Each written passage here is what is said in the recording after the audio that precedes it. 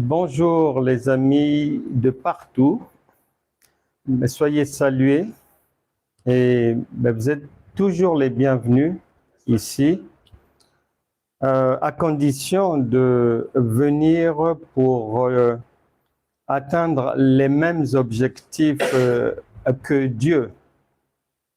C'est-à-dire ici, ce n'est pas un espace touristique. On ne vient pas ici pour se promener, ni pour venir et repartir en étant la même personne, non. On ne vient pas ici pour tourner manège, non, non, non, non, non. Nous ne faisons pas ça. On ne vient pas pour pointer une journée, c'est-à-dire se dire, oui, si aujourd'hui je suis un enseignement, eh bien, certainement Dieu sera content, même si je ne comprends pas, c'est rien, je pointe ma journée. Et dans le ciel, au moins, ça sera pointé dans mon livre de vie et tout. Non, non, non, non, non.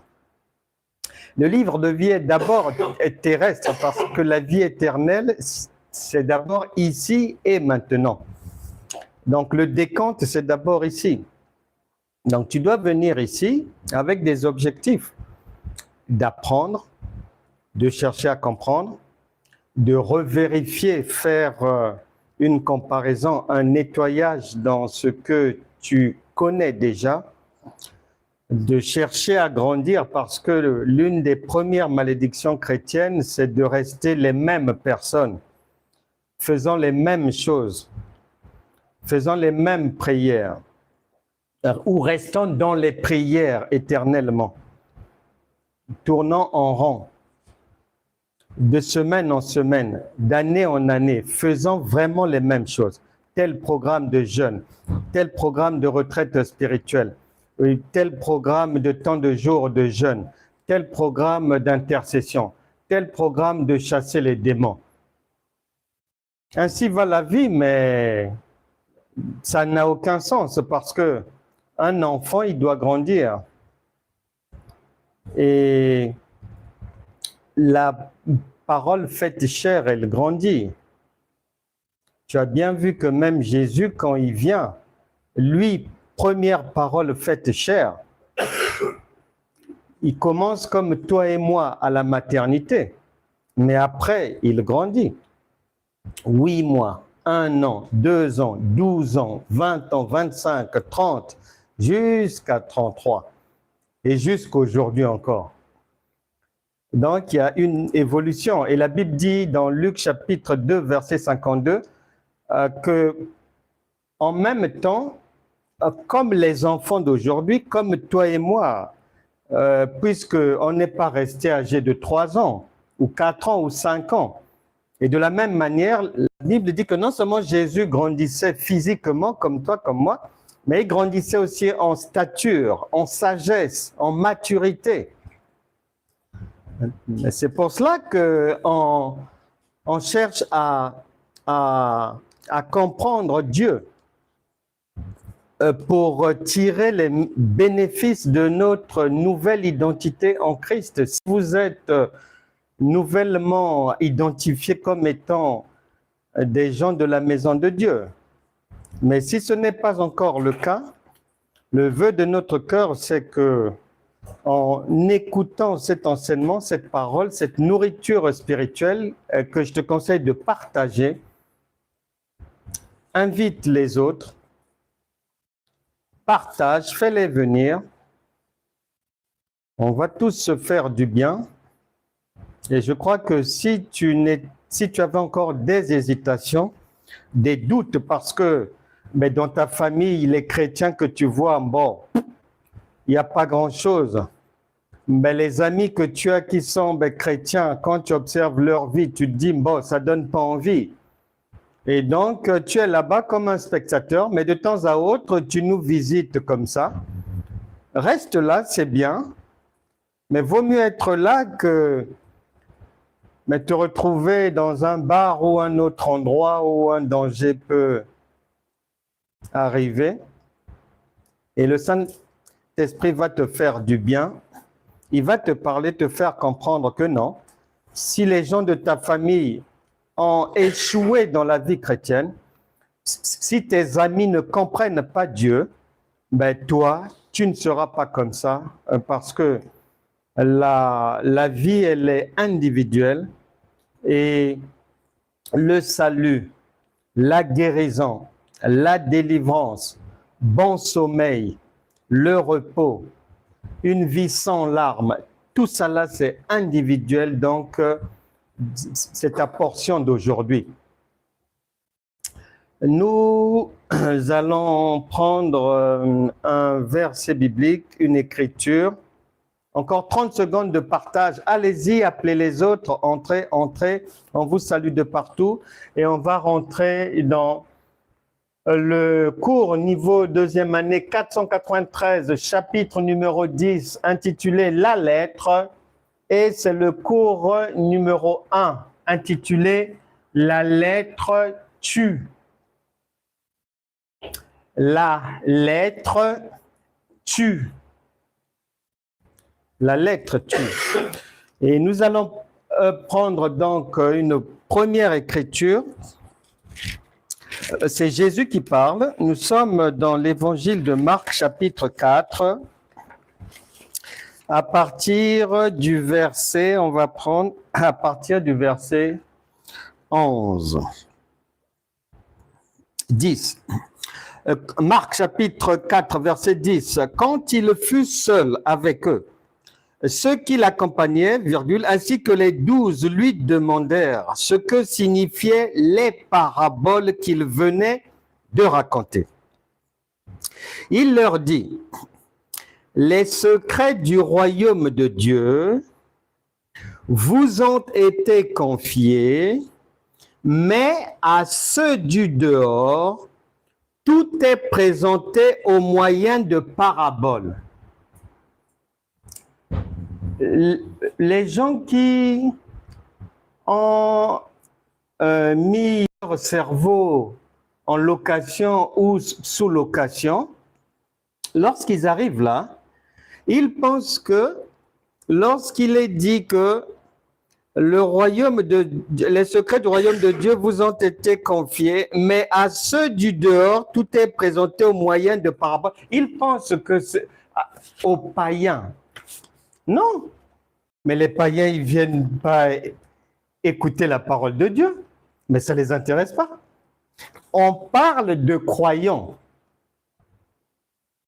Jésus parle de croyants. Il ne parle pas des gens du dehors là-bas, des païens, non. Il parle des gens qui sont croyants et qui ont suivi le mouvement chrétien, mais qui ne comprennent pas la parabole, la parole de Dieu, puisque Dieu parle en parabole. Les gens du dehors et les païens, dans la pensée de Dieu, c'est quiconque ne le comprend pas. Mais même humainement, un enfant avec un adulte, si l'enfant parle, l'adulte ne comprend pas. Quand l'adulte parle, l'enfant ne comprend pas. Mais ils vont faire quoi?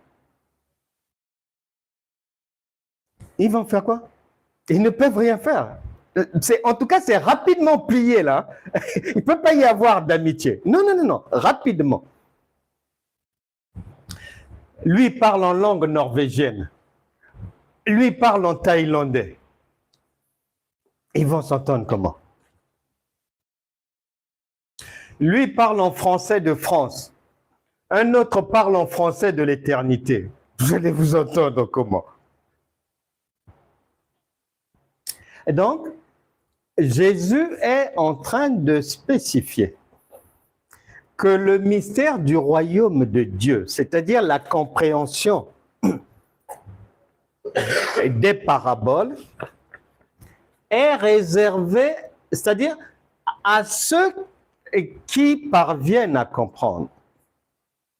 Et tous ceux qui ne parviennent pas à comprendre, ils sont dehors. Et ils ne sont pas dans la main divine, puisqu'en Jean chapitre 10, verset 27-28, Jésus dit que je connais mes brebis, elles sont dans ma main. Elles connaissent ma voix. Elles ne peuvent pas suivre une autre personne. Et personne ne peut les arracher de ma main. C'est clair. Il connaît ses brebis. Il y en a qui pensent être brebis du Seigneur. Il y en a qui pensent être pasteurs du Seigneur. Non, ça ne se passe pas comme ça. Ça ne se passe pas comme ça. Et Jésus va plus loin. Et il va dire ceci. Lorsqu'ils voient de leurs propres yeux, ils ne saisissent pas. Donc, ils ne comprennent pas. Quand ils entendent de leurs propres oreilles, ils ne comprennent pas. Point virgule.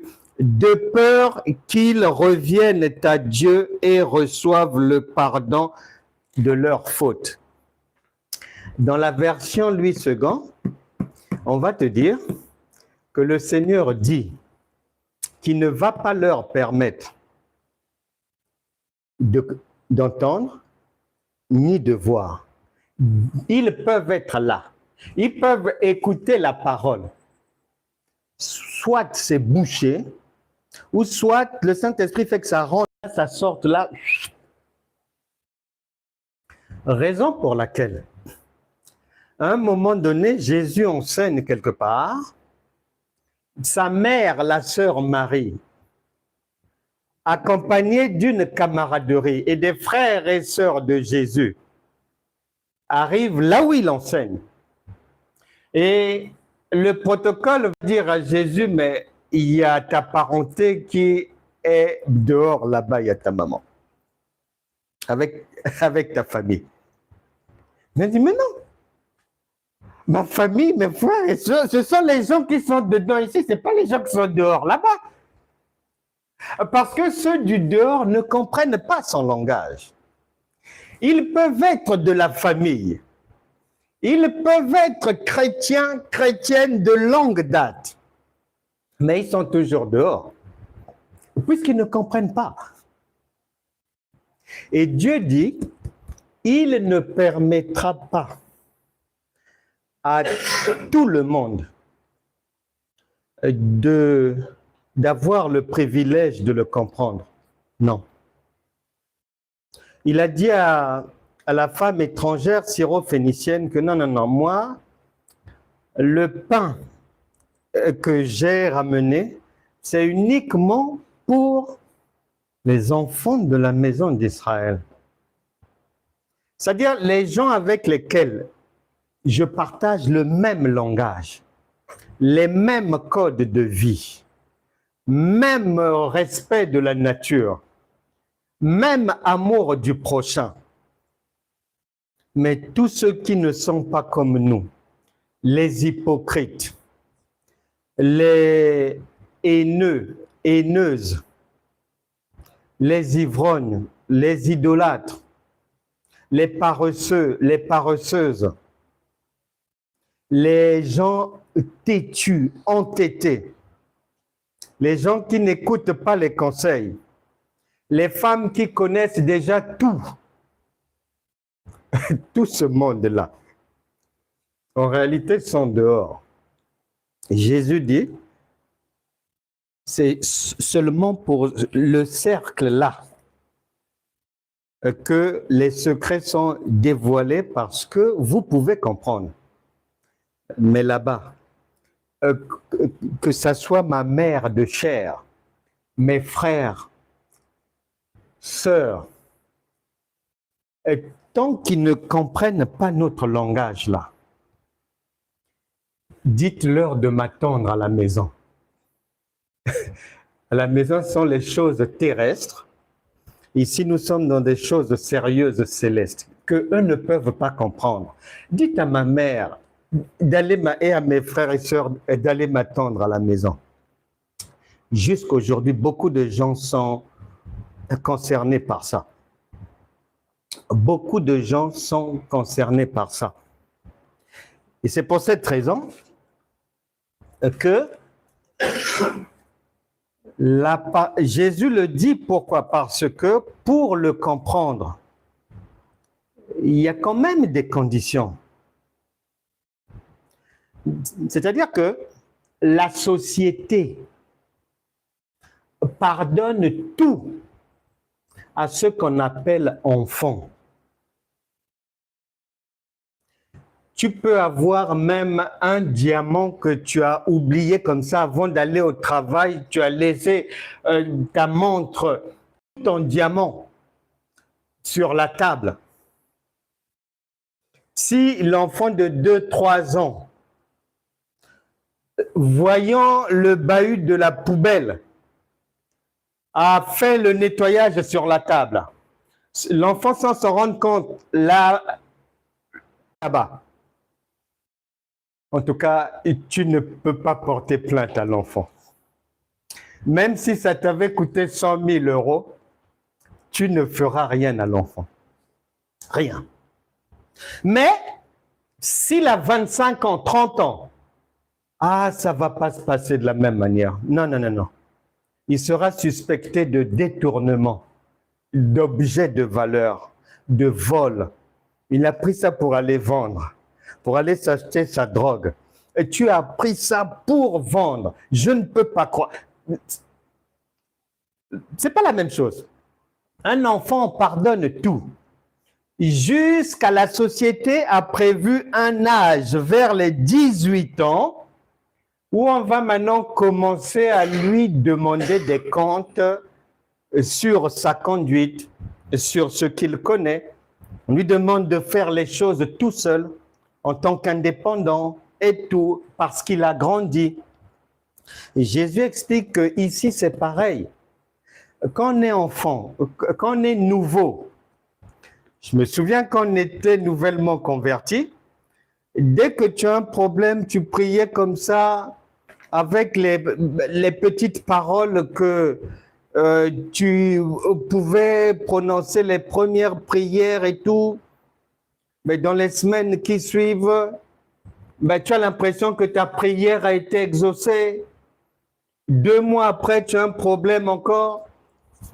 Et tu as une demande à faire, tu pries et tu essaies de jeûner comme ça. 3 mois après, tu vois que ton affaire, il y a eu un exaucement.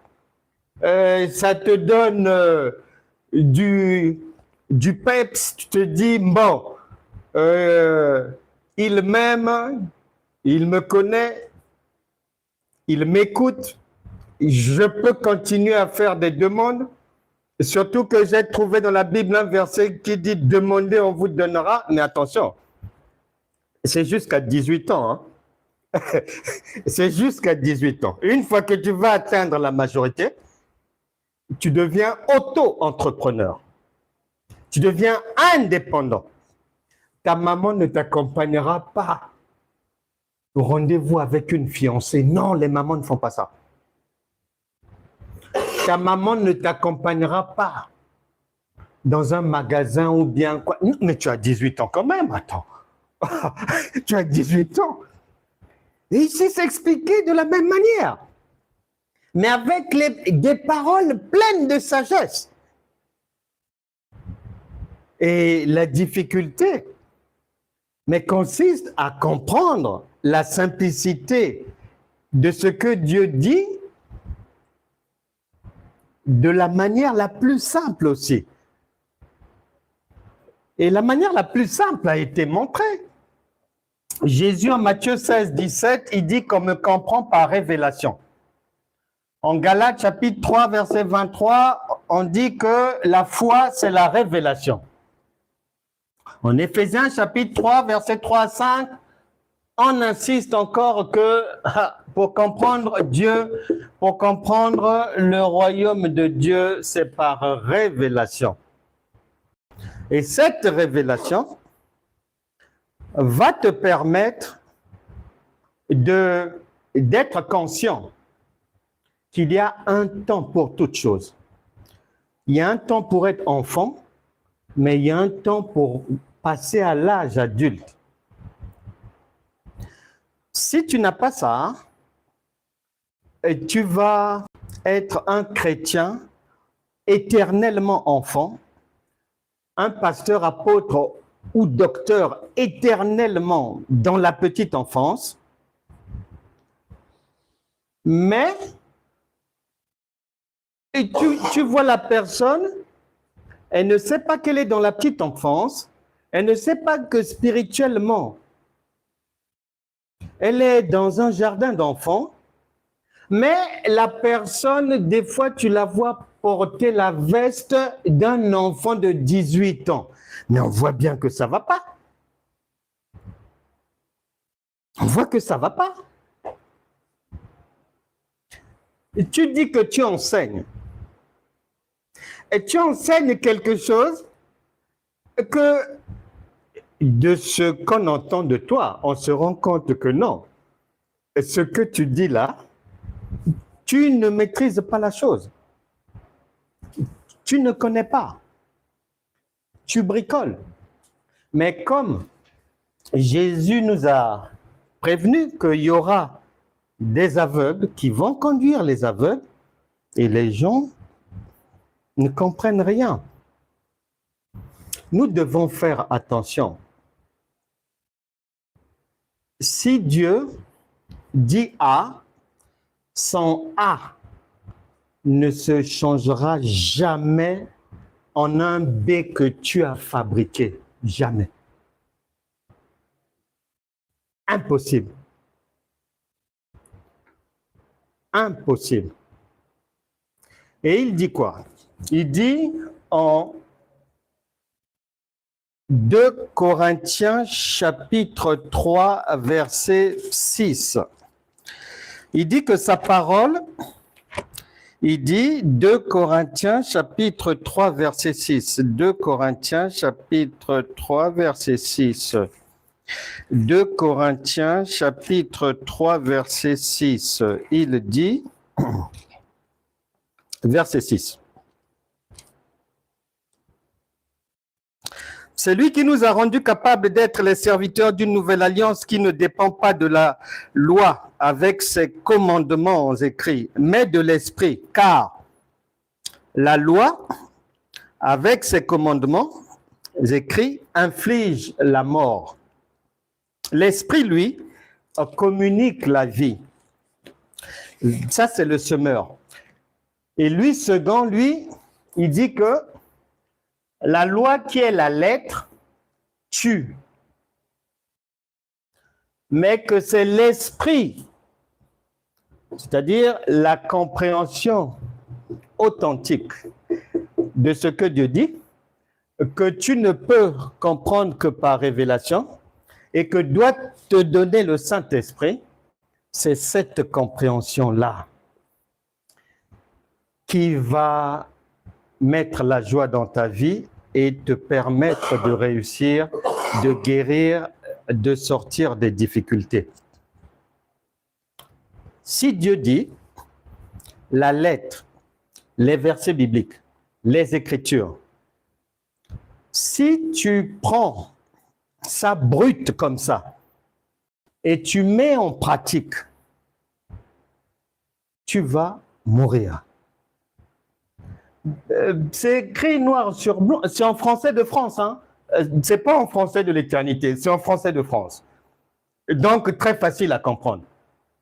Que la lettre, ce qui est écrit, si tu prends ça, comme l'écriture, la lettre, c'est un agneau. Si tu manges ça maintenant cru, non immolé, non braisé, y a-t-il une maman qui donne de la viande crue à ses enfants? Et on fait comprendre que si tu n'immoles pas ça, si tu manges ça cru, tu vas mourir parce que ça va te donner des cancers dans le corps, des tumeurs, des cancers, des accidents, beaucoup de drames. Mais tu ne vas pas voir ça physiquement. Mais quoi qu'il en soit, la responsabilité de Dieu, elle est dégagée. La responsabilité du pasteur aussi est dégagée parce que tu sais lire le français de France, tu es prévenu que la lettre tue. Voilà, tout le monde est prévenu.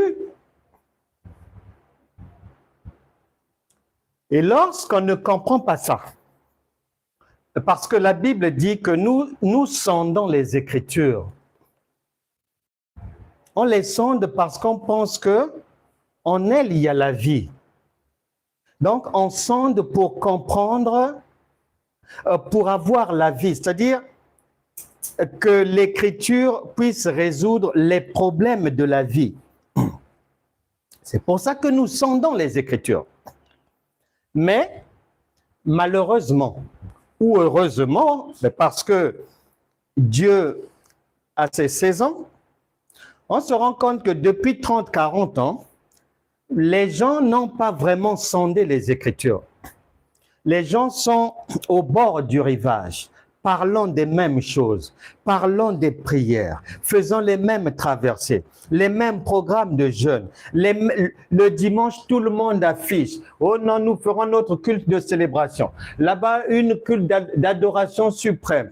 Là-bas, on donnera gloire au Seigneur ce dimanche. Les mêmes expressions, des expressions bateaux, les mêmes choses, les mêmes manières. Or, il s'avère que on se rend compte que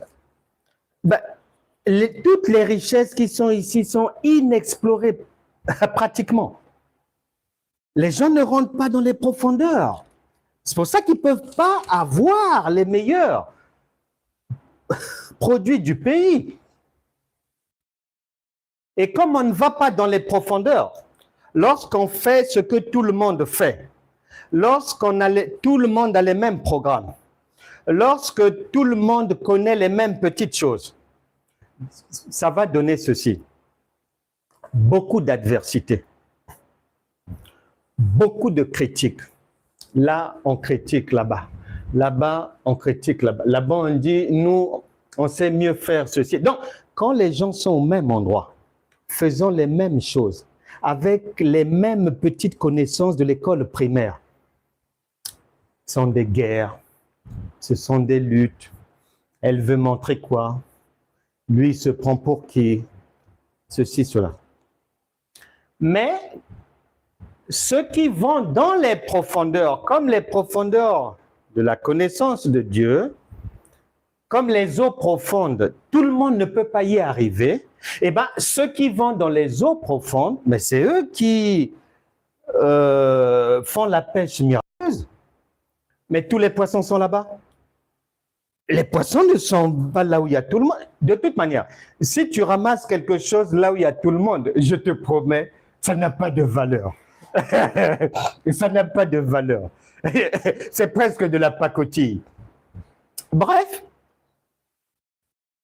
le fait de ne pas, de penser que ce que j'ai appris en 2002 peut me servir encore aujourd'hui, mais c'est dramatique. Je me mets en danger. Et les chrétiens n'ont pas à l'esprit que ma sécurité se trouve dans ce que je ne connais pas et que je dois tout faire pour découvrir et comprendre. C'est parce que c'est là-bas où Dieu a sécurisé ma vie. Mais si je n'y arrive pas. Et le chrétien, quand tu lui expliques quelque chose, il écoute 5 minutes, s'il ne comprend pas, il repart dans son marché, son carnaval et tous les trucs qu'il fait tous les jours depuis 10 ans, ceci, cela. Et il se plaigne après que la vie est faite de miettes seulement. Ben, c'est normal. J'ai un ami. Les conséquences de l'ignorance, de ne pas comprendre ça, de ne pas savoir ce que ça veut dire. J'ai un ami pasteur un jour, il avait l'habitude de faire des séances de prière chez lui avec les gens où c'était des séquences pour chasser les démons. Et un jour, ils sont chez lui au salon, en train de chasser les démons, en train de prier, hurler, sors, sors au nom de Jésus. Sors, sors au nom de Jésus. Reçois le feu, reçois le feu. Pendant qu'ils sont en train de faire ça,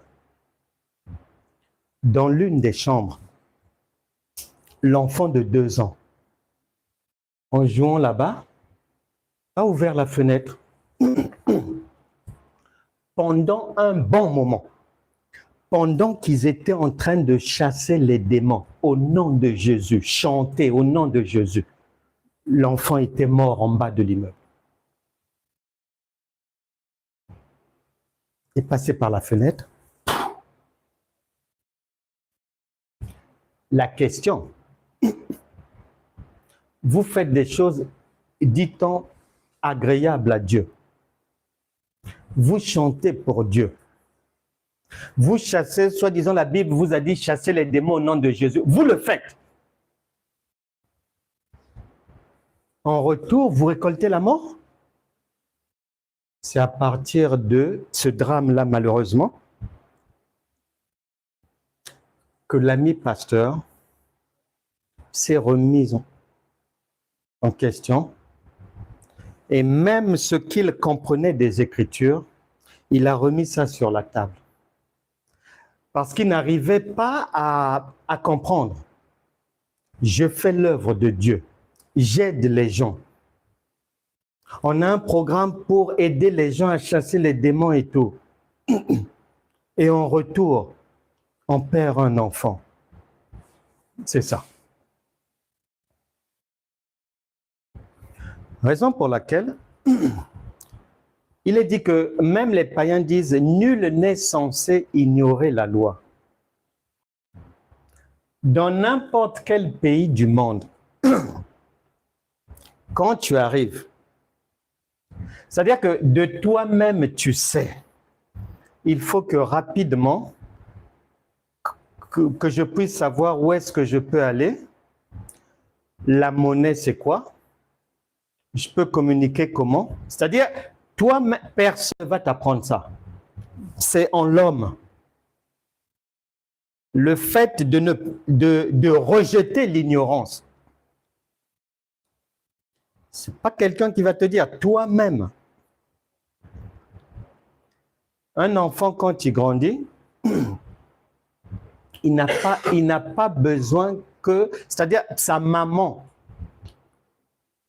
n'a pas besoin de lui apprendre certaines choses. Il ne le fera pas. Il n'entrera pas dans la rue pour aller rentrer dans la voiture d'autrui. Il ne le fera pas. Donc, il y a la volonté de se conformer à la loi dans les gènes de l'homme. Mais lorsqu'on vient dans un immense pays comme ça, les gens veulent marcher dans ce pays en s'en fichant de la loi. C'est la mort. 2 Rois, chapitre 17. On va aller maintenant voir les détails de ce que je viens de dire là. 2 Rois, chapitre 17. Et tout le monde sait que Matthieu, chapitre 24, verset 35, dit que toutes choses passeront, mais les paroles de Dieu ne passeront jamais. C'est-à-dire, ce qu'on va lire comme parole de Dieu jusqu'aujourd'hui, elles sont d'actualité. 2 Rois, chapitre 17. 2 Rois, chapitre 17, verset, on va prendre à partir du verset 24. Le roi d'Assyrie fit venir des gens de Babylone, de Kouta, d'Ava, de Hamath et de Sepharvaïm et les établit dans les villes de Samarie, à la place des enfants d'Israël. Ils prirent possession de Samarie et ils habitèrent dans ces villes. Lorsqu'ils commencèrent à y habiter, ils ne craignaient pas l'Éternel et l'Éternel envoya contre eux des lions qui les tuaient. Beaucoup pensent que c'est de l'histoire.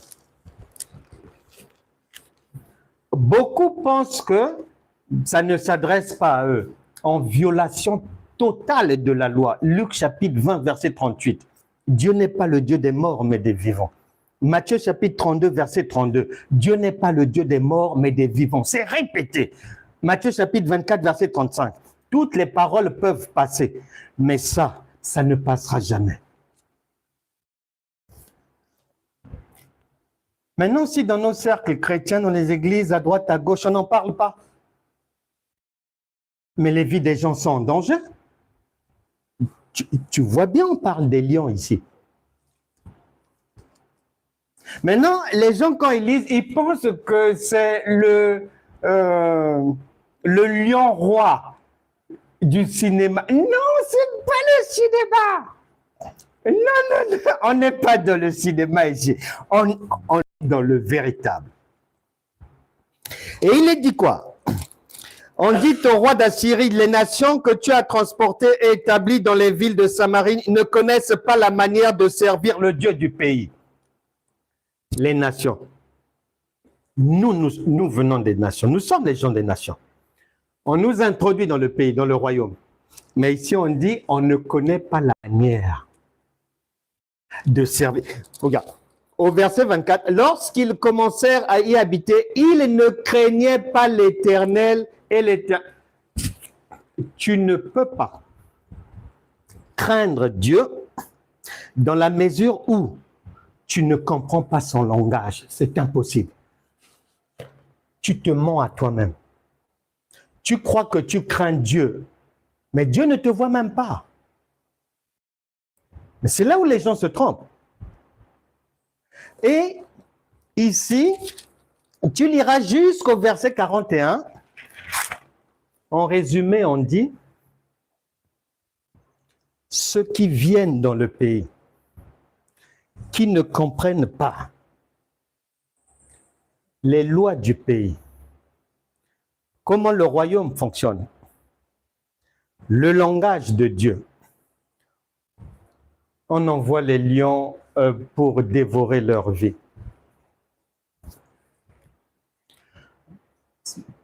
C'est là où tu entends, oui, voilà, ah, ça fait 30 ans, je suis seul, je ne comprends pas, mais toutes mes collègues se sont mariés, je ne comprends pas. Même celles qui n'avaient pas l'ambition de se marier, les gens sont venus les prendre. Et elles sont dans des ménages. Et moi, je suis encore là.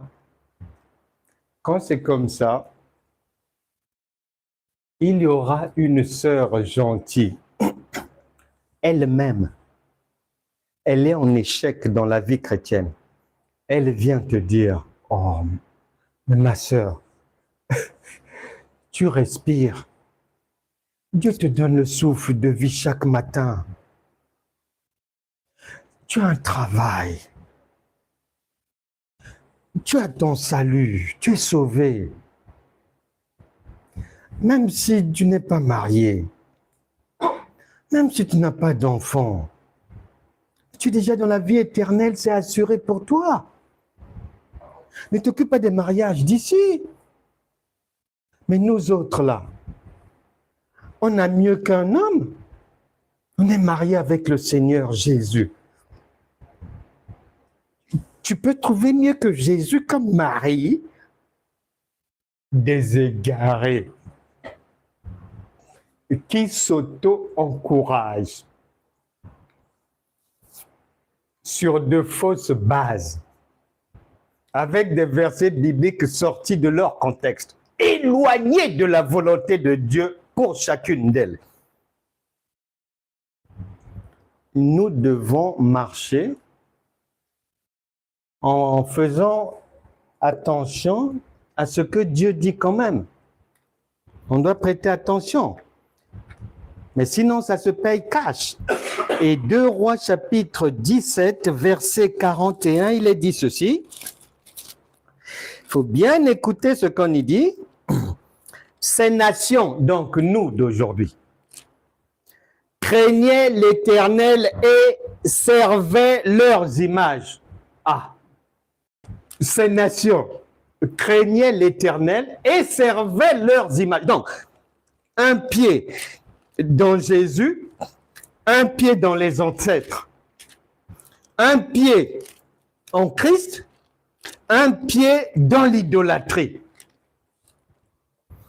Et leurs enfants, et les enfants de leurs enfants font jusqu'à ce jour ce que leur père en fait. Un pied dedans, un pied dehors. Tourner manège, aller à droite, à gauche. Leur père ne connaissait pas la loi du pays. Et Dieu avait envoyé les lions pour les dévorer.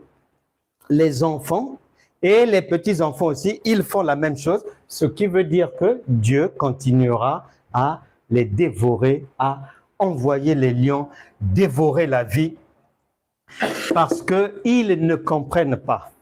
Maintenant, pour que le lion ne puisse pas te dévorer, Samson nous a donné le secret. Juge chapitre 14. Juge chapitre 14, verset 5.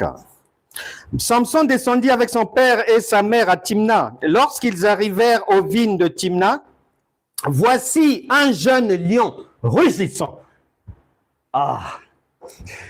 Et tu vois que nous sommes en sécurité dans le pays, hein? Il y a des lions partout.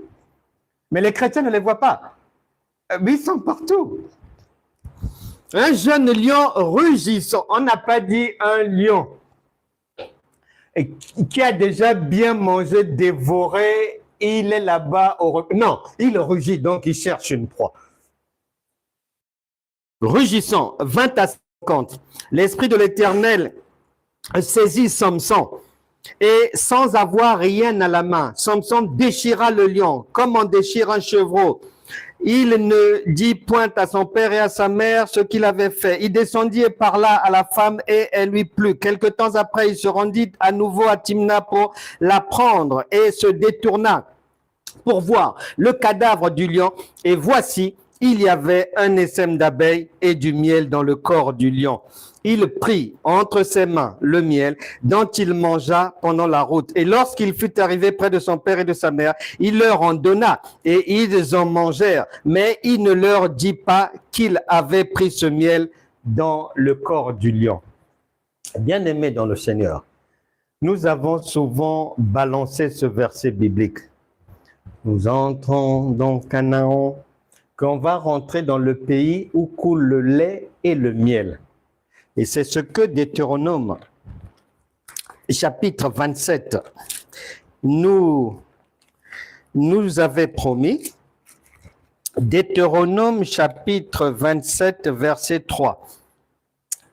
Tu écriras sur ces pierres toutes les paroles de cette loi lorsque tu auras passé le Jourdain pour entrer dans le pays que l'Éternel ton Dieu te donne, pays où coule le lait et le miel, virgule, comme te l'a dit l'Éternel, le Dieu de tes pères, pays où coule le lait et le miel. Bien-aimé, regarde. Ici, on dit que si quelqu'un ne connaît pas la loi du pays, Dieu, donc le lion, va le dévorer. Ici, on t'explique que, pourquoi? Parce que normalement, quelqu'un doit avoir grandi. Un adulte, il peut se débrouiller. Et les conditions pour jouir du royaume de Dieu, on nous a dit qu'on va jouir de choses extraordinaires en Josué chapitre 24 verset 13 sans souffrir. On vivra dans des maisons qu'on n'a pas bâties. On aura des champs et tout. On n'a pas travaillé pour ça. Lorsqu'on rentrera dans le pays où coule le lait et le miel. Deutéronome chapitre 27, verset 3. Maintenant, si tu as bien vu, on dit que la vie en Christ, c'est pour entrer dans notre héritage. Et cet héritage-là, la vie abondante, La lettre appelle ça le pays où coule le lait et le miel. Hébreux chapitre 5, verset 12 à 13 vient te donner les précisions que le lait, c'est la compréhension de la lettre, mais pour les enfants. Le miel, c'est la compréhension de la lettre, mais pour les adultes. Et Juge chapitre 14, 5 à 9 vient te donner la précision. On t'a dit que tu vas rentrer dans un pays où coule le lait et le miel. L'Écriture vient maintenant te dire, t'expliquer, ce miel-là, pour que tu en jouisses, tu vas le trouver où? Ce n'est pas dans un champ quelconque comme ça, non. On a dit, c'est obligatoirement le miel qui doit être tiré du corps d'un lion. Ce qui veut dire, tu dois être à même de, comme Samson, de déchirer le lion, c'est-à-dire interpréter les Écritures. Puisque Dieu, sa faiblesse, c'est ce qu'il a dit. Une fois que tu fais le rappel à un parent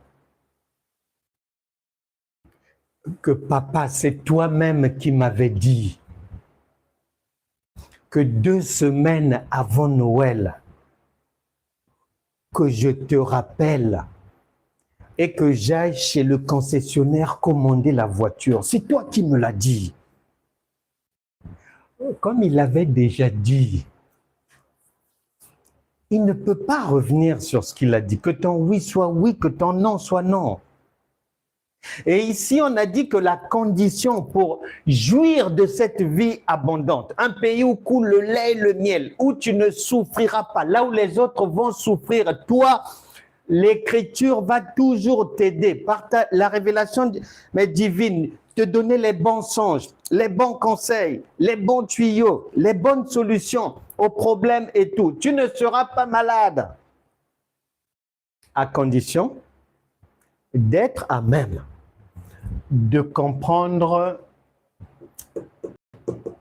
la lettre, qui sont les paraboles de Jésus, qui sont l'Écriture, ce qui veut dire à condition d'être à même de dompter et de déchirer un lion. C'est ça l'interprétation des Écritures, puisque le langage de Dieu est voilé. Donc, il faut enlever le voile. Mais enlever le voile veut dire déchirer le lion. Parce que Dieu a caché dans les Écritures, dans le lion, le miel, la vie abondante pour toi. Et cette manière de faire, il ne changera pas ça. C'est à prendre ou à laisser. Tu ne peux pas remplacer ni le miel, ni l'obligation de déchirer le lion. Tu ne peux pas remplacer ça par la musique. Et tu ne peux pas remplacer ça par le parler en langue. Tu ne peux pas remplacer ça par les prières. Tu ne peux pas remplacer ça par les veillées de prière. Tu ne peux pas remplacer ça par les nuits de la traversée. Non, tu traverses pour toi, mais sache qu'après la traversée, le lion t'attend. Attends vers le... On vous laisse respirer un peu là. En vous trempant vous-même par de faux raisonnements. Et attends vers le 20 janvier. Tu verras les coups de fil maintenant que vont recevoir ceux qui ont traversé. Sans comprendre les Écritures. Sans être dans la main de Jésus.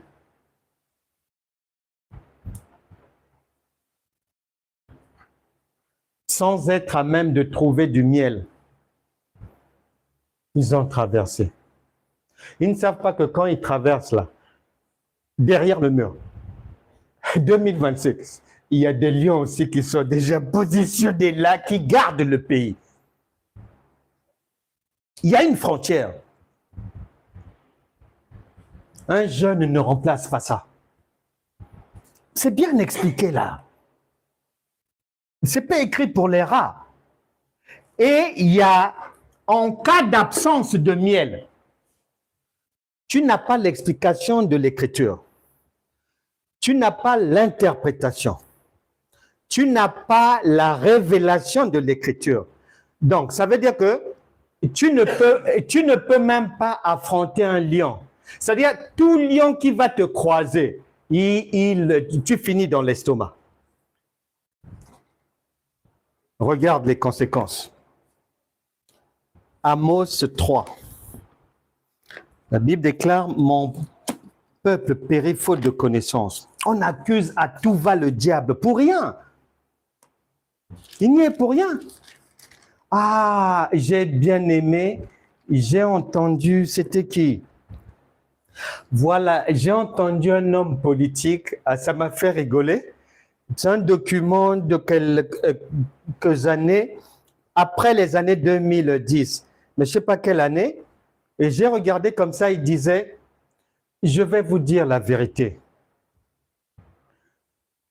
Toutes les souffrances qu'on endure dans ce pays, Dieu n'est pas responsable de ça. C'est un politicien. Dieu n'est pas responsable de ça.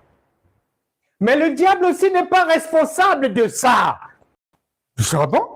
Les responsables de ça, ce sont ceux qui ont géré le pays depuis 20 ans. C'est la mauvaise gestion.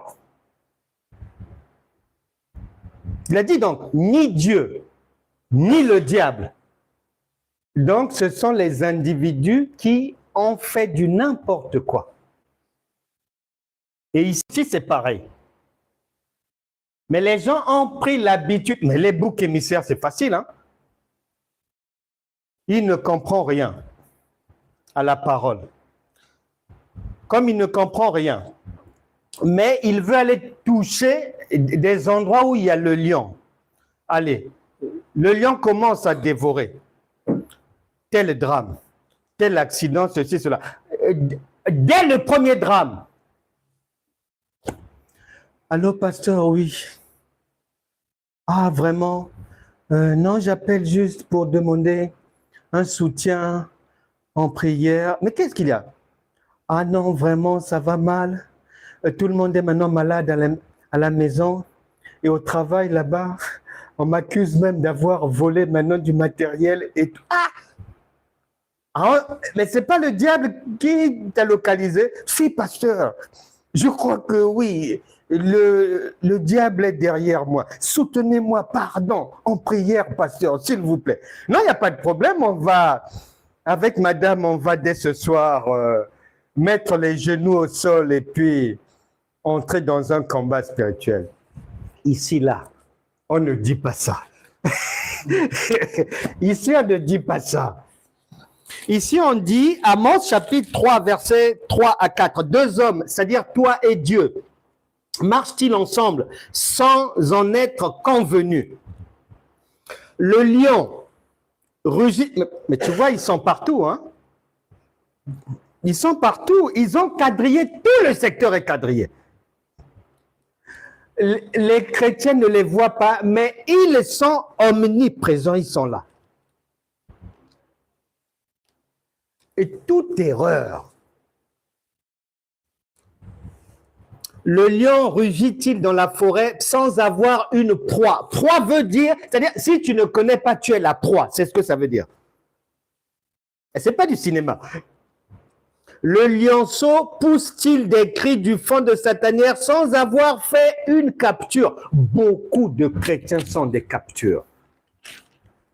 Beaucoup. Mais sans le savoir. Voilà les conséquences.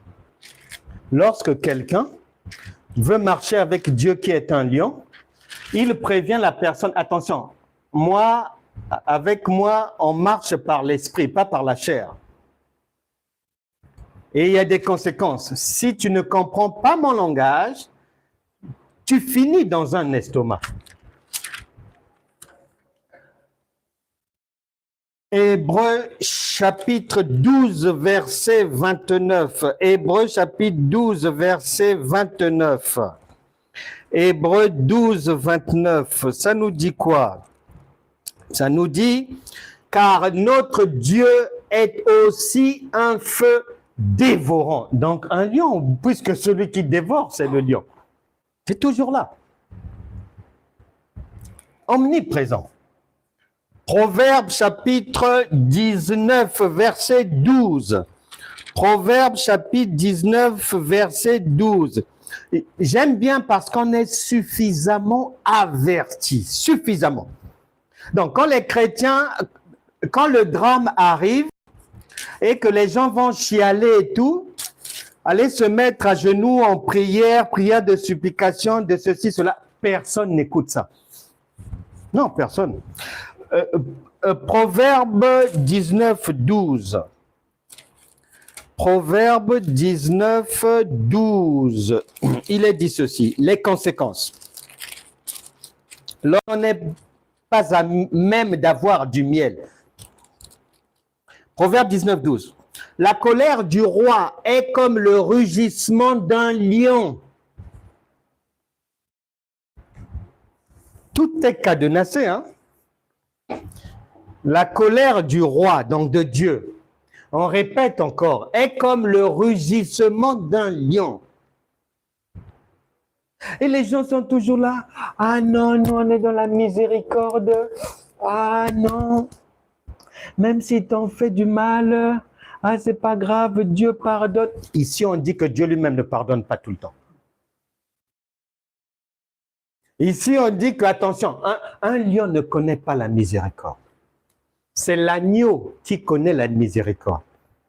Maintenant, lorsque tu as affaire au lion et non à l'agneau, tu t'es trompé. C'est la mort. Proverbe chapitre 16, verset 14. On dit quoi? On dit que la fureur du roi est un messager de mort.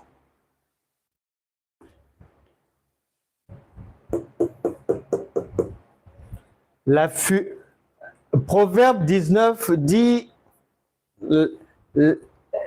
la fureur du roi, comme le rugissement d'un lion. Salomon vient compléter en disant que la fureur du roi, c'est un message de la mort. C'est un message de la mort parce que le lion ne te fera pas de cadeau. Il ne connaît pas la miséricorde. Lui, son boulot, c'est te juger. Et juger sans circonstances atténuantes parce que tu as épuisé tout le temps qu'on t'avait laissé pour passer de l'enfance à l'âge adulte, pour grandir dans la compréhension des Écritures. Tu as épuisé le temps. Et il est dit, Osée chapitre 13, Osée chapitre 13, versets 7 à 8 par là. Osée chapitre 13, 7 à 8. Il est dit ceci.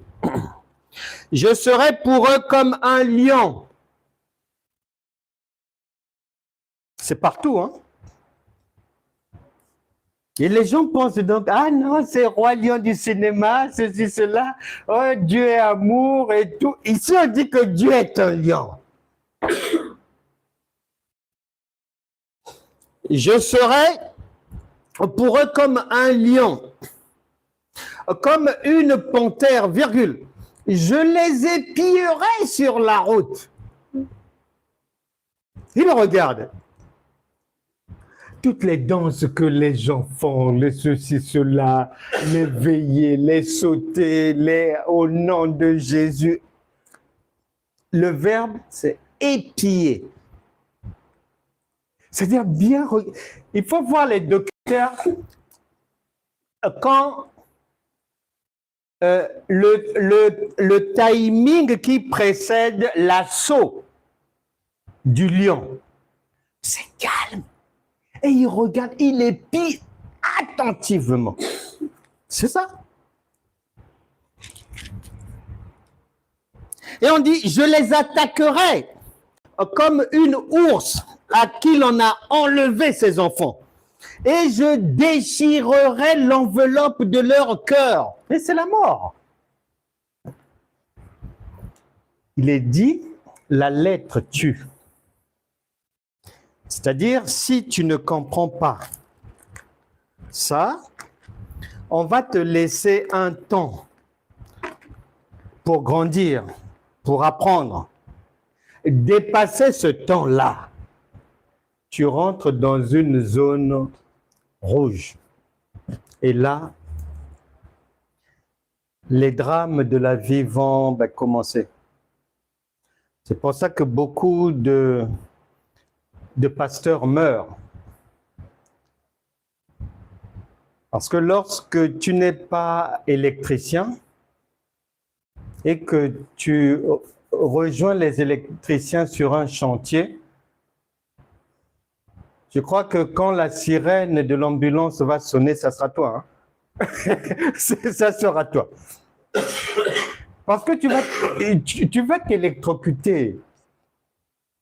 Et tu n'es pas électricien. Même si tu peux être là avec eux, ceci, cela, essayer, oui. Mais si tu veux faire seul, que les électriciens te montrent d'abord bien. Sinon, ça sera très dangereux. Mais raison pour laquelle j'aime bien beaucoup de chrétiens qui se limitent à l'évangélisation basique, c'est-à-dire à distribuer des flyers, à emmener les gens au Seigneur, sans vouloir entrer dans des choses compliquées, dans des délivrances, aller chercher des miracles, aller chercher des prophéties. Et tu prophétises en prenant le nom d'un lion. Mais tu ne vas pas t'en sortir comme ça. Et lorsque les gens s'hasardent à faire des choses qu'ils n'ont pas le droit de faire en réalité, soit parce que Dieu ne les a pas envoyés, soit parce qu'ils ne sont pas qualifiés, ils n'ont pas la connaissance qu'il faut et tout, ils vont le payer très cher. Et quand le drame va arriver, quand l'enfant va mourir, la femme va mourir, un accident là-bas, ceci, cela, la personne ne fera jamais le lien avec le fait que c'est ça. J'ai aimé, un jour j'avais entendu en 2013, un pasteur qui expliquait, j'étais dans une église, il prêchait, il expliquait que un jour il est parti en Afrique faire une croisade d'évangélisation. Et arrivé là-bas, c'est une franchise rare chez les chrétiens. Il dira, lui-même, il avait travaillé 3 jours et il était le premier surpris des miracles que ses yeux avaient vus pendant qu'il faisait le ministère. Les aveugles ont vu, les sourds ont entendu, les paralytiques ont marché. C'était au Burkina Faso. Et quelle honnêteté! Il dira que après les 3 jours, quand il rentrait chez lui en Italie, dans l'avion, il a un sommeil comme ça et il entend le Saint-Esprit lui dire, comme tu repars comme ça, ne change pas la manière de faire ministère. Les miracles là, je t'ai prêté ça parce que j'avais 3 personnes qui ont fait plus de 800 kilomètres pour venir là. Moi, principalement, c'était ces 3 personnes-là, à guérir, à délivrer, et les autres aussi en ont profité. Mais n'essaie pas de reproduire ça dans ton église là-bas. Je ne te permets pas de faire ça.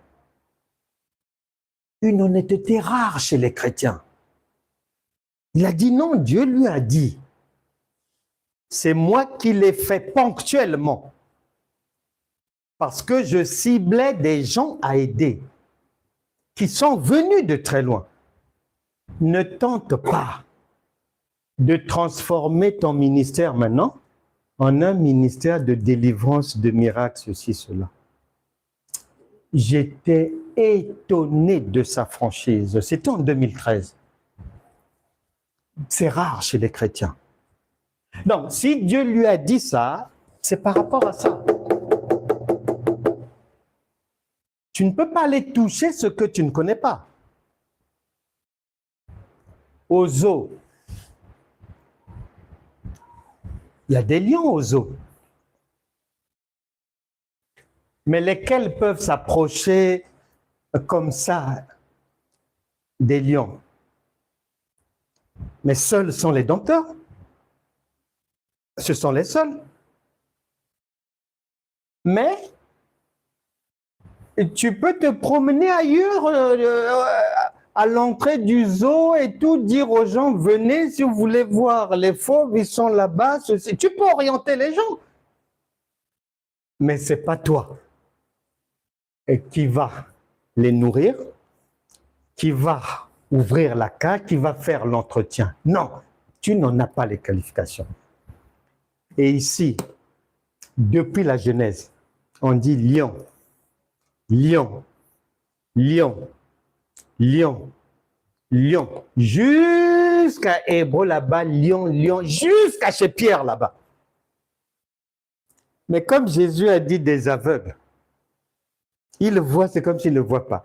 Ils entendent, c'est comme s'ils n'entendent pas. Nous devons mettre fin à l'ignorance.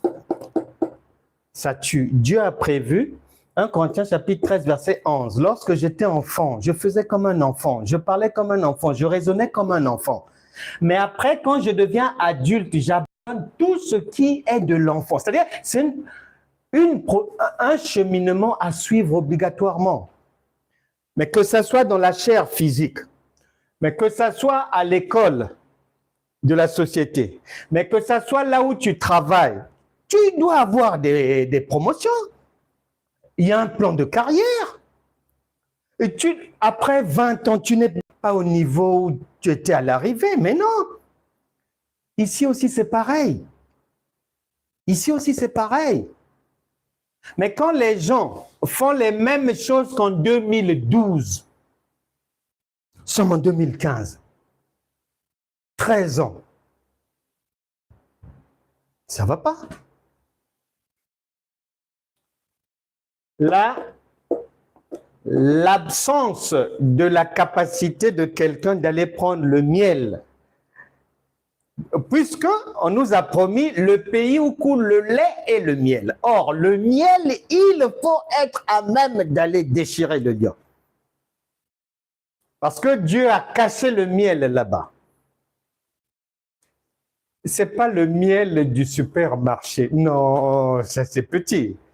Non, non, la qualité est bas de gamme. Non, ce n'est pas celle-là. C'est du pur, du pur. C'est la mort. La mort, là, c'est l'échec de la vie. Les maladies, misère, vie à problème, difficulté à n'en plus finir et tout. Nous devons sortir, pour finir, de l'ignorance. Le diable n'est pas notre premier adversaire, non, loin de là. Les démons ne sont pas nos premiers adversaires, non. Nous sommes suffisamment averti que c'est l'ignorance qui est notre premier adversaire.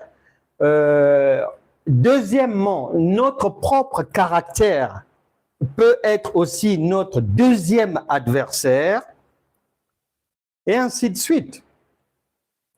Le diable viendra peut-être en 119e position, donc on ne le voit pas. Puisque la Bible dit que on nous a pris, nous a transportés dans les lieux très élevés. Donc le diable ne peut pas s'approcher de là où nous sommes. Et non. L'ignorance de ça plonge les gens dans beaucoup de drames de la vie. Dans une famille, il y a quelques années, le mari qui était marié avec sa femme, avec leurs enfants, une famille tranquille. Un beau jour comme ça, un membre de la famille du mari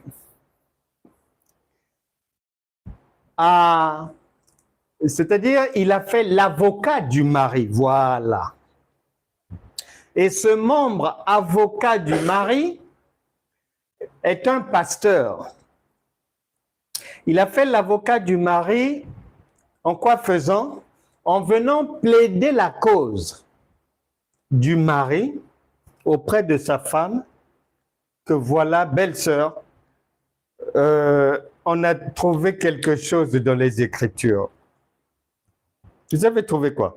Oh non, Exode chapitre 21, verset 10 permet à ton mari de prendre une seconde épouse. Ah!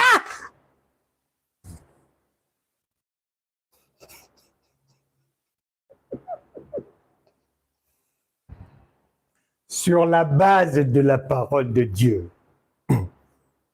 une seconde épouse fut prise, puisqu'il y avait la protection des Écritures, soi-disant. Sauf que, malheureusement, ce pasteur-là et son frère, ils ignorent 1 Corinthiens chapitre 13, verset 11. On commence toujours enfant et après on grandit. Ils n'ont pas lu Hébreux chapitre 5, verset 12 à 13. On commence dans la compréhension du lait et après il faut que ça soit solide. Ils n'ont pas lu 1 Corinthiens chapitre 3, verset 2. C'est par niveau de compréhension. Eux, ils ont compris au premier niveau, au premier degré.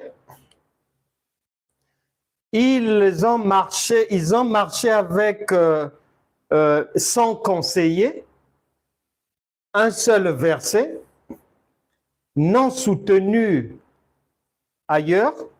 Or, Exode chapitre 21, verset 10, leur compréhension, c'était la compréhension des enfants, puisque Dieu ne peut pas dire une chose et son contraire. Matthieu chapitre 4, verset 1 à 11. Le diable dit, il est écrit. Mais Jésus dit, il est aussi écrit. Et à chaque fois, Jésus trouve une autre écriture. Or, eux, ils se sont bornés, ils étaient là au bord du rivage, au niveau de la plage. Alors que la réalité se trouve dans les eaux profondes. Comment tu vas savoir que ça, là, soit tu as mal compris, soit tu as compris ça au niveau de l'école maternelle? Tu vas comprendre ça comment? Parce que Genèse chapitre 2, verset 18, il n'est pas bon que l'homme soit seul. Verset 24, l'homme quittera son père et sa mère et s'attachera à sa femme, les deux deviendront une seule chair, s'attachera à sa femme. Matthieu chapitre 19, verset 5 à 6, le Saint-Esprit fait le rappel. L'homme quittera son père et sa mère et s'attachera à sa femme et les deux deviendront une seule chair. Comme le Saint-Esprit sait que sur cette terre, il y a des têtus, il y a des gens qui ne comprennent pas. C'est rappelé pour la 3e fois. qu'on n'a pas dit c'est femme. Éphésiens chapitre 5, verset 31, l'homme quittera son père et sa mère et s'attachera à sa femme, les deux deviendront une seule chair. Quand tu prends ça, tu as sécurisé et ta compréhension et ta décision. Donc, un verset ne va pas faire le poids face à tout ça là. Mais non. Mais non. Ils sont tombés dans l'erreur faute de compréhension. Mon peuple périt faute de connaissance. Ce qu'ils ont compris là, eux, ils ont compris ça dans la chair. Allez prendre une seconde femme. Or, dans la pensée de Dieu, c'est un langage céleste. C'est un langage céleste. Les Juifs, Israël, c'est la première épouse. Et nous, les nations, nous sommes la deuxième épouse. Mais bien sûr. Donc, ça n'avait rien à voir avec aller prendre une seconde épouse charnelle, non. C'est pour ça que Jésus a dit en Jean chapitre 3, verset 12, mais même les choses terrestres, vous ne comprenez pas. Mais quand je vais vous parler des choses célestes, mais ce n'est pas la peine. Mais vous finirez en syncope ici, ce n'est pas la peine. Donc, on doit faire attention. On doit faire attention. Et moi, je me souviens personnellement, avant, il y a plusieurs années, l'église dans laquelle on était vraiment dans un combat spirituel de haut niveau. On priait tout le temps, on jeûnait tout le temps. Et un jour, j'ai fait un songe, et dans lequel arrivé dans notre église, on m'a dit non, non, mets-toi à droite là. J'ai dit non, ma place c'est là-bas, je vais aller m'asseoir là-bas. La personne m'a dit non, non, non, oui, je sais, mais cette fois-ci, mets-toi d'abord là. Elle a insisté, j'ai dit d'accord. Je me suis mis là au fond, contre le mur, et je vois, mais dans le rêve, le pasteur sortir de son bureau et il vient. J'ai ouvert les yeux parce que il était accompagné d'une sœur du protocole qui avait un plateau avec des verres pleins et lui, il versait dans chaque verre de lait et donc il donnait aux gens, C'est-à-dire, j'étais tellement étonné, étant dans le rêve, je me suis dit, oh, j'ai pas fait toute cette distance-là pour venir boire du lait, mais je viens pas ici pour ça. Et étant dans le rêve, j'ai refusé de prendre le lait parce que je pensais à la distance que j'avais eu à faire dans les transports et tout pour venir prendre un demi-verre de lait comme ça. Non, j'ai ça chez moi. Donc, je raisonnais comme ça dans le rêve. Quand je les voyais arriver et tout, je me disais, oh, mais si c'est le lait, j'aurais pu prendre à la maison. Je ne viens pas ici pour ça. Donc, quand ils sont arrivés mais devant moi, j'étais tellement déçu que le rêve s'est terminé là et je n'avais pas pris ce lait-là parce que je pensais à toute la distance faite. Quelques mois après, en lisant la Bible, je viens de découvrir dans Hébreux chapitre 5, versets 12 à 13, que le lait, c'est la nourriture des enfants. Et le songe est revenu dans ma tête. C'est là où j'ai compris ce jour-là. En lisant Hébreux chapitre 5, 12 à 13, plus 1 Corinthiens chapitre 3, verset 2, où l'apôtre Paul dit que jusqu'à présent, je ne vous donne que du lait parce que vous ne pouvez que prendre cela. Vous ne supportez même pas la nourriture solide et tout. C'est ce jour-là que j'ai compris que j'étais dans une église du lait et nous étions là et que si je continuais avec le lait, mais je n'allais pas grandir. C'est à partir de là que j'ai su et j'ai fouillé dans les Écritures pour mieux comprendre, j'ai compris que non, c'est par niveau de compréhension. Et l'objectif, c'est de grandir comme nous grandissons dans la vie physique. Enfant jusqu'à l'âge adulte. Et c'est là où, au fur et à mesure, en sondant les Écritures, que tu viens comprendre, c'est par niveau de compréhension. Il faut grandir. Les églises aussi, c'est par niveau. Les pasteurs, c'est par niveau. Et que si tu ne suis pas la courbe de développement normale, eh ben, le lion va te dévorer parce que tout le monde est prévenu. La lettre tue. Que chacun prenne garde désormais à ne pas croire que les Écritures sont un roman. Non. Que les Écritures, c'est de l'histoire. Non. Que les Écritures concernent d'autres personnes. Non. Les Écritures concernent chacun de nous individuellement. Que le Saint-Esprit aide tout un chacun à aller de l'avant à partir d'aujourd'hui. Parce que l'essentiel des difficultés des gens, la cause est là. Les gens ont du mal. Il y a des gens qui veulent bien se marier, mais qui n'arrivent pas. Il y a des gens qui passent leur vie entre l'hôpital et la maison, l'hôpital et la maison. Alors que la personne est chrétienne, la personne prie, la personne jeûne. Et il y a même des gens qui ont même commencé à avoir peur de leur marche chrétienne parce que plus ils veulent prier, jeûner, plus les problèmes s'entassent. Que la puissance du Saint-Esprit libère tout un chacun des mauvaises choses de la vie, de l'obscurité, des ténèbres.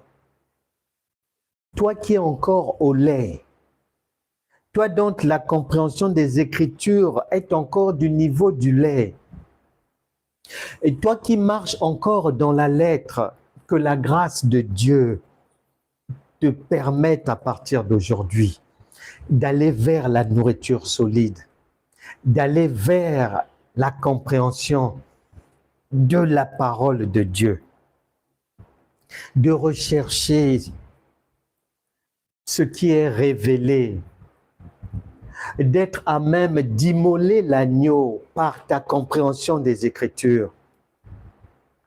Tu ne peux pas être une enseignante, mais une enseignante qui raisonne bien, qui a le bon sens, l'intelligence et tout, uniquement au travail. Et quand tu viens dans la vie chrétienne, c'est comme si tu n'as plus de cerveau. Non! Cherche à grandir dans la compréhension des Écritures et tu verras ta vie s'améliorer. Tu verras les drames s'arrêter dans ta vie. Parce que tu ne peux pas marcher avec quelqu'un que tu ne comprends pas. C'est très dangereux. Que la grâce de Dieu fasse du bien à chacun d'entre nous. Que toutes les difficultés du monde soient résolues à partir d'aujourd'hui. Que le miel soit à ta portée désormais. L'intelligence divine, la sagesse, le bon sens, la connaissance, l'observation de la nature, la révélation divine, la capacité prophétique venant du Saint-Esprit en toi et non pas des gens extérieurs à ton corps. Non, tu risques d'être trompé. Tu risques de te tromper. Le Saint-Esprit est avec toi pour t'orienter, pour te diriger, pour te faire du bien. Que la grâce de Dieu soit désormais réelle dans ta vie, pour toi et pour tes enfants. Que tout enfant malade, que toute femme enceinte, et on a dit que la grossesse, il y a un risque peut-être de trisomie 21, que ces paroles soient annulées au nom de Jésus. Que toute grossesse qui se passait mal à partir de maintenant reçoit la vie. Que toute difficulté de conception chez une femme à partir de maintenant reçoit l'esprit de vie pour toi aussi donner la vie. Car c'est ton héritage, ton droit. La puissance du Saint-Esprit visite les maisons, visite les affaires, visite toutes vos activités. Car il est dit, bien-aimé, je souhaite que tu prospères à tous égards. Que tous les secteurs de ta vie soient renouvelés dans la bonne direction à partir d'aujourd'hui. Et marche désormais dans le royaume de Dieu avec sagesse, intelligence et recherche permanente d'une meilleure compréhension, de la révélation divine, de l'interprétation des Écritures, de l'explication des choses cachées divines. Tu réussiras. Amen.